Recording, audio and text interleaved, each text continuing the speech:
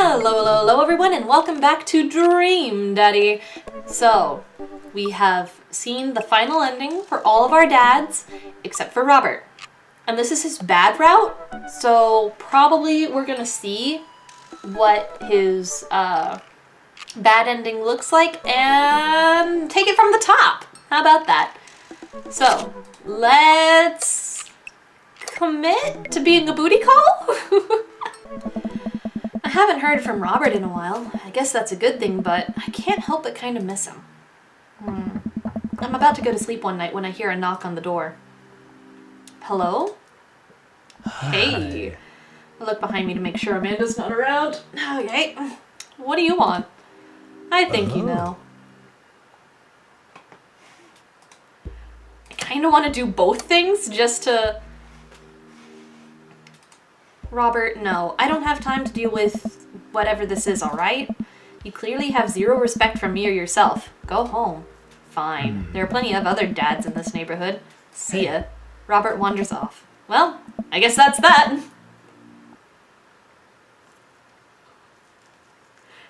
Okay.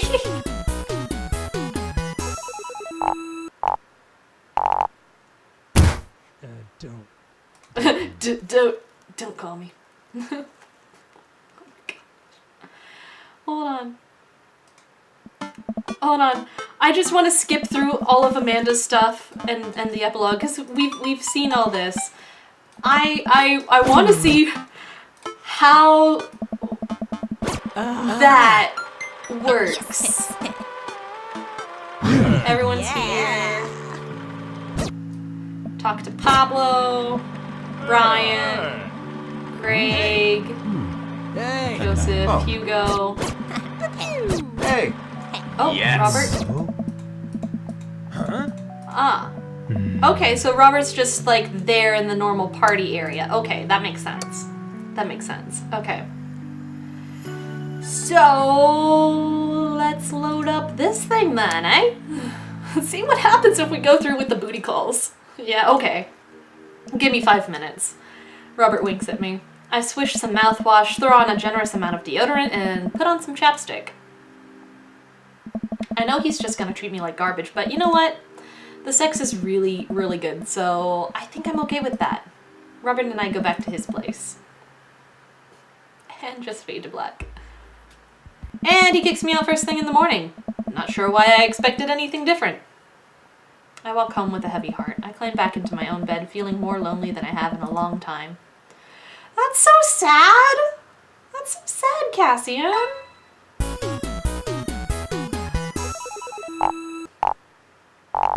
And we still get a D. It's still a D no matter what.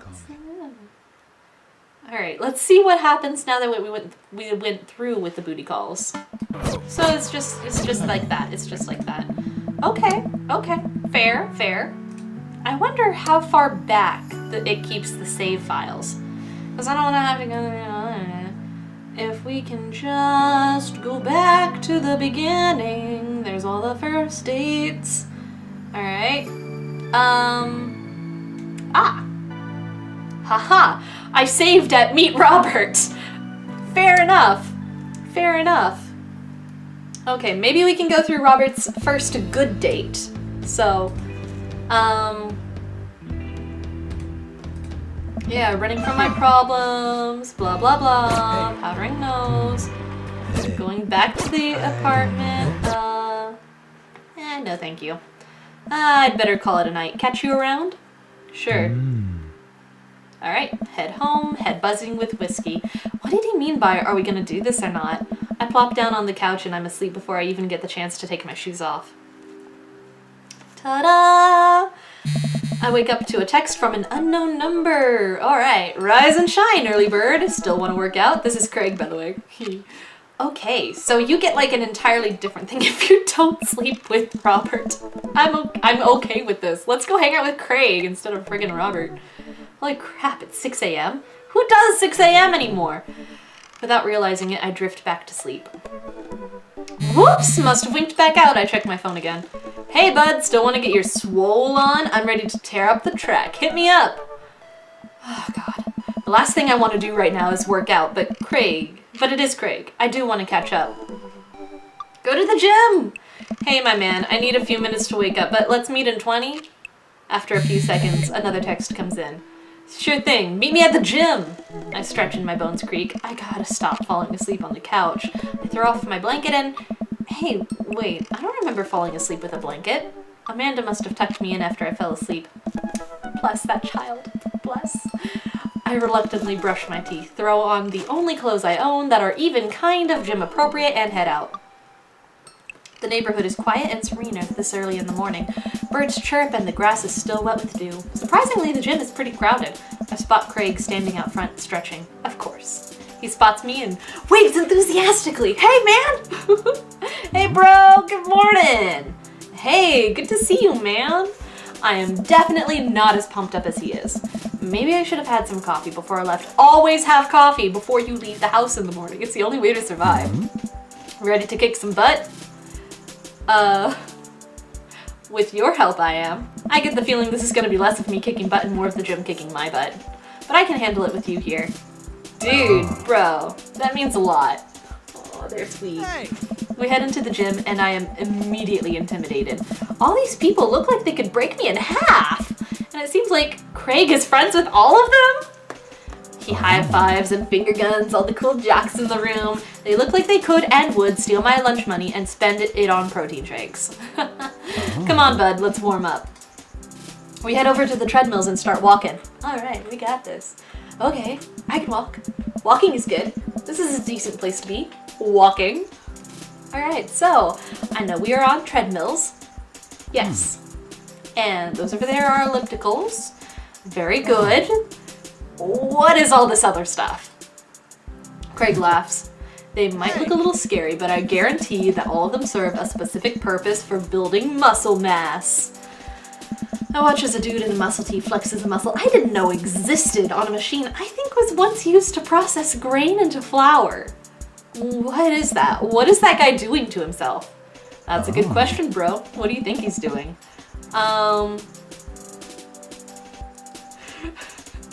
Training to crush people's skulls with his thighs, using a medieval torture device, praying to some sort of pain god. Let's do the I can crush people's head like sparrow's egg between thighs. He's trying to make his thighs so strong he can crush people's head skulls with them.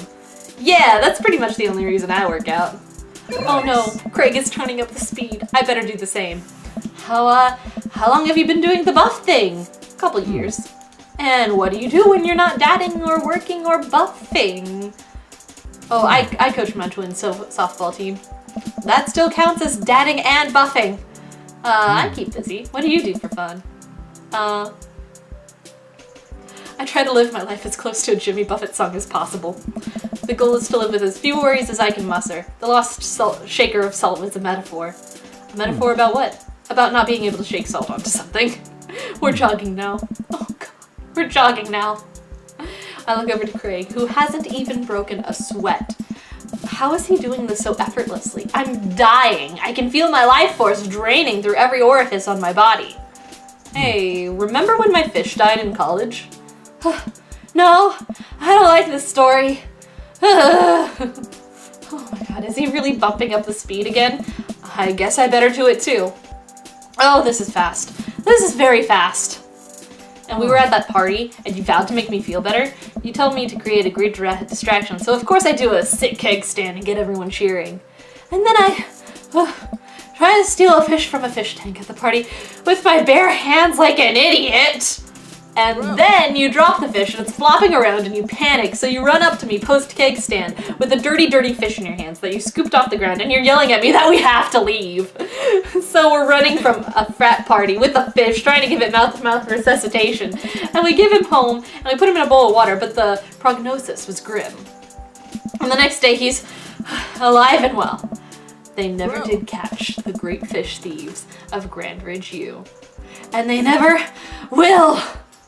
I shoot off the head of the treadmill and crash into the wall. Jesus, that hurts. Dude, bro, are you okay? Craig offers me a hand and looks me over for injuries. I'm fantastic. I managed to stand and rub my back. It doesn't hurt now, but I'm sure it will later. You don't have to push yourself like that. Always know your limits. Well, I think I might call our gym adventure here. Oh. You sure? Yeah. Alright, well, here. I brought you this. Craig hands me a shaker bottle full of a thick green liquid. I stare at it with what must be apparent distaste. It's protein shake, bro. Oh, thank you. Oh, pardon me. What the hell is that? He wants me to drink it. Oh boy, here goes. I take a small sip. It's actually delicious. Wow, this is really good. And good for you. It's my special recipe. I'm pretty proud of it. Let me know if you ever want to work out again. Maybe you can try running around the neighborhood if treadmills aren't your speed. No pun intended, bro. Good one. Well, I'm gonna go put some ice on this everything. I'll see you around. I leave the gym feeling ashamed. Craig used to order delivery from the pizza place across the street from our dorm, and now he can run circles around me. Literally. Man, I really gotta work on this dad bod. I get home and lie down on the couch. It hurts to move. Oh god, I'm so old. Oh no. I must have fallen asleep. What time is it? Shoot, it's 3:55. I'm supposed to be at Amanda's school in 5 minutes! Okay, yeah. So now when we go see Hugo, we smell like sweat instead of alcohol. That makes sense. So I think it's pretty much the same from here for a while. So we're back in the car with Amanda, and the last time we were here, I said we would make something at home. So this time instead, let's go to the mall food court. Does that sound good to you? Yeah, sure. Why the mall? Jeez, can a dad take his daughter to the mall? Will you buy me things? I will buy you a thing. Singular. Sounds like a deal to me. We drive in silence for a short while. Amanda plays a game on her phone. I should say something. Pardon me. You know, sometimes when a kid gets older, they find that they have to keep things hidden from their parents. And that's okay because blah blah blah. We've had this conversation. Let's just get to the mall, please. We arrive at the mall.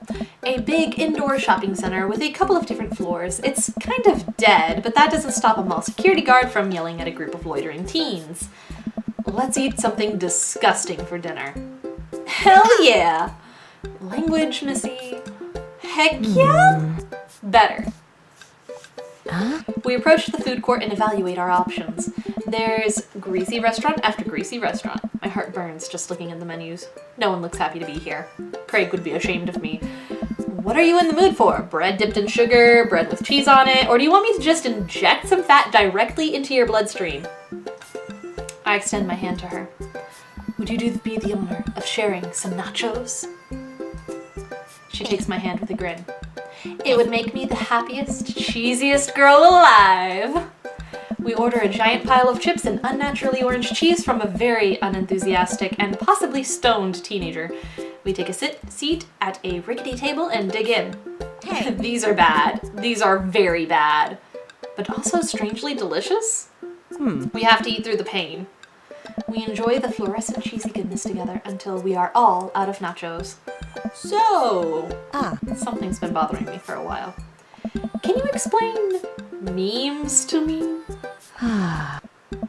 All memes. Amanda sighs deeply and places her head in her hands. Dad, it's complicated. See, memes are inside jokes shared by a bunch of people that get less funny the more people do it. So the problem is that by the time a meme gets to you, Dad, all of us youths have already done the joke to death.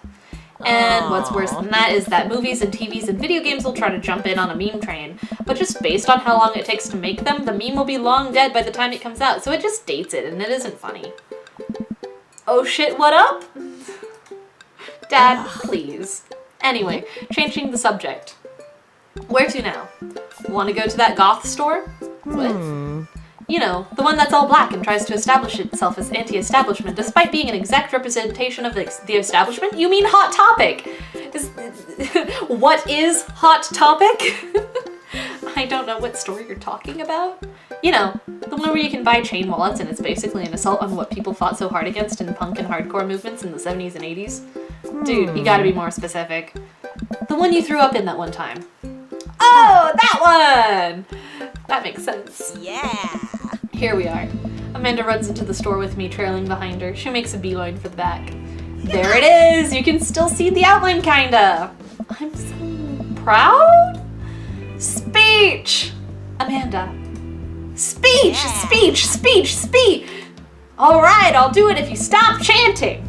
Amanda stops immediately. I clear my throat. Thank you all for joining us here today to commemorate a historic moment that would forever shape history. On a day very much like today, some 5 years ago, our very own Amanda Ann Westfall had too much blue raspberry slushy on an outing to the mall. Oh. After begging her father to take her to Dead Goth and Beyond to buy rainbow suspenders, she proceeded to throw up all over a display of My Chemical Romance merchandise. Her loving father then had to pay for said merchandise, which to this day remains among our possessions. Thank you. Amanda is moved. She begins clapping. Slow at first, then faster and more vigorously. Several other patrons turn their heads. One of them also starts clapping. I bow my head. Oh hey, chain wallets!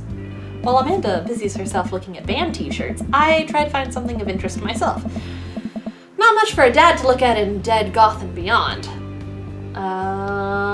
Look at ironic mugs? I'm suddenly stricken by an existential fear. If there's only one number one dad, then why are there so many mugs here that say that? This whole time I thought I was the only one. If I'm not number one, where do I place in the global dad ranking charts? I have work to do. Look, this is very important to me. Oh, hi Damien! What's up? Oh, that's why I never met you earlier before. I overhear a stifled argument over at the cash register. An older gentleman is carrying a garment and showing it to a bored-looking cashier with pink hair. I can see that. Don't know what to tell you, dude. I just work here. What? Listen, when I bought this online, the website said this blouse was Victorian-inspired. However, when I received it, it clearly held the trademark of Edwardian dressage. Do you want a coupon? I can give you a coupon. Will you leave if I give you a coupon? Is there a manager present? People have to know what they're buying. I am the manager. I see. Well, it would seem I have outstayed my welcome. Good day, shopkeep. Your superiors will receive a strongly worded letter by post. Whatever, dude. Poor Damien. No one cares about, historical accuracy as much as Damien. The man whirls around and storms out, his literal coattails trailing behind him. I can't tell if they are Victorian-inspired or Edwardian in nature. Amanda trots up to me with a t-shirt in hand. Oh boy, here it comes. Oh. Hey, Dadtron 5000! Yes, I'll buy it for you. Wow, that was easy. Thanks! At least it's only one this time. Amanda plops the t-shirt onto the counter and grins at the cashier. I love your hair. The cashier says nothing and rings Amanda up, radiating hatred. I hand her a 20. So what was that guy's deal? The cashier rolls her eyes so hard I'm worried she'll pull something. That's Damien. He's in here all the time. He's obsessed with Victorian fashion or whatever. She hands Amanda her bag and it's clear the conversation is over. We make our way out of the store and head home to get some rest. And yeah. So then it goes on as normal. Da da da da da da da. All right. So this is something I've been interested to get to. The difference of talking to Robert, having not slept with him the night prior. Or the night prior. I glance across the yard and notice Robert and Brian chatting over drinks. Man, I don't think I want to deal with being one up by Brian or whatever happened with Robert last night. Oh no, they caught me staring. Oh no, Brian's waving me over. Ha, shoot. I flash a smile and walk over to them. Hey, guys! Cassian, how the heck are ya? Settling into the neighborhood all right? Oh, you betcha! I got the living room in order at least. That's great to hear. I've been doing some living room work as well. Finally got the 50 in there. The game looks great in high def. Oh boy. Cassian, have you met Robert yet? Yeah, we met. Robert regards me over his whiskey. Good seeing you again. Ah, he's being friendly. We were just talking about my most recent camping trip. Spent a night out in the woods with Daisy and Maxwell. She's definitely an outdoorsy one. Even caught her first fish. It's good to see you taking your daughter out like that. I bet she loved it. He's not being an asshole! And it's great that she loves the outdoors. Mine loves being inside. Brian raises his eyebrows at me. Being inside, making art! She won a local competition for that art! Yep. Did I put it on too strongly? Robert stares at me blankly for a second. Anyway, I haven't gone camping in years, not since the last time. Same here. Well, things change once you have Wait, what happened the last time? Robert takes a long sip of whiskey. Let's steady our nerves here. Alright, what's up? Well, old Johnny Boy and me were out in the back country. Johnny Boy's a strong kid. Met him in my army days. Comes from Kansas. They build him tougher out there. Anyway, things got south pretty quick. Johnny Boy breaks his ankle when the rope bridge snaps. You can see the bone popping out through the skin. Johnny Boy screaming now, crying for his mama, losing blood. We're 2 days out from the next living soul, and here I am with my dear friend bleeding out in front of me. I'm able to dress the wound, but now I got a fireman carry a 180-pound man over some of the toughest terrain I've ever been in. I won't lie to you, there were moments during those 2 days when I thought about leaving old Johnny Boy. But you build a bond with your brothers in arms, and that bond never breaks. I got that boy back to civilization, but I lost some of me out there. I guess that's camping for you. Okay. Brian and I stare in disbelief. Robert takes another long sip of whiskey. Hey. I'm just kidding. My friend John and I went inner tubing down by a river and he lost a flip-flop. Miss that kid. Brian and I laughed nervously. Or am I kidding? Okay. Brian and I tense up again. I'm kidding. Amanda and Daisy barrel up to us laughing. Daisy is holding a paper plate in front of her like a steering wheel. We gotta get off this haunted truck! Oh no, the ghost locked the doors! Quick, hit the emergency escape button! But trucks don't have emergency escape buttons. Then hit the brake, I guess, and we'll get out of the truck. The imaginary truck. Anyway, we're safe from the ghosts, but how will we ever survive this Arctic tundra? Daisy, you might have to eat me. Are you prepared to do that? I'm prepared to do anything to survive. That's cold-blooded. I like that. Although I'm not sure I have the materials required to properly cook you. You know, that reminds me of the last time I went skiing. Robert! Wait a second. Are you guys playing Long Haul Ice Road to Paranormal Ghost Truckers? Yeah! Amanda and I love that show. It's the best, especially that episode where Callum hides Flint's keys and Flint retaliates by breaking an ancient cursed urn and sending the spirit after him. Yeah! It's such quality reality television. I don't watch a whole lot of television, but I do enjoy that show. That and war documentaries. Alright, Daisy, I found us a couple of bugs. They're gonna make a great meal. Lots of protein, gonna keep us from starving out here in this harsh, icy wasteland. But there's a whole table of food right over there. Daisy, it's a game. We're playing pretend. It's what kids do.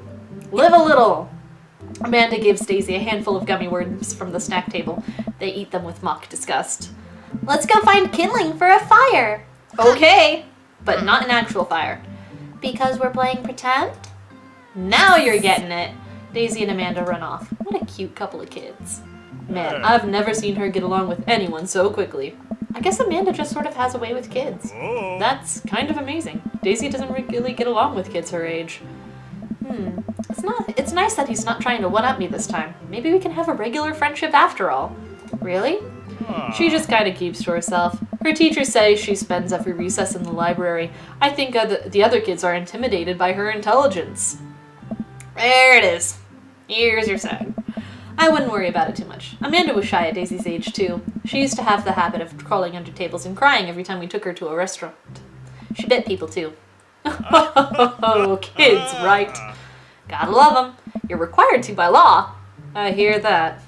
Well, since they're getting along so well, maybe we should try to put together a little play date for them.